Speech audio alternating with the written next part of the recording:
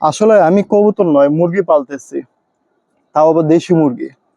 দেখেন এই যে ডিম, এটা কিন্তু কবুতরের ডিম না, এটা কিন্তু মুরগির ডিম, ঠিক আছে? বুঝে রাখবেন এটা মুরগির ডিম।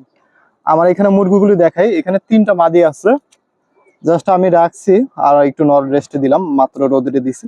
3টা মাদি আছে। আমার ঘরে মনে হয় মুরগির ডিম কখনো কিনতে হয় না। এদের ডিম খেয়ে খেয়ে মনে করেন যে আহ আমার বাচ্চা বা বউ আর কি খাচ্ছে আর কি। তো এখন কি করব, মানে এগুলো রেস্টে রাখছি, কবুতর রেস্টে রেখেও আর কোনো লাভ হচ্ছে না। মানে ডিম দিচ্ছে তারা, প্রত্যেকদিন একটা একটা দুইটা একটা দুইটা করে ডিম সরাচ্ছি, তারপরে ডিম পাইতেছি। এমন একটা দিন নাই যে ডিম পাইনি। এই যে গতকালকে একটা ডিম পাইছি, পরশুদিন একটা ডিম, আজকে মনে হয় একটা ডিম পারবে, এইরকম দশা।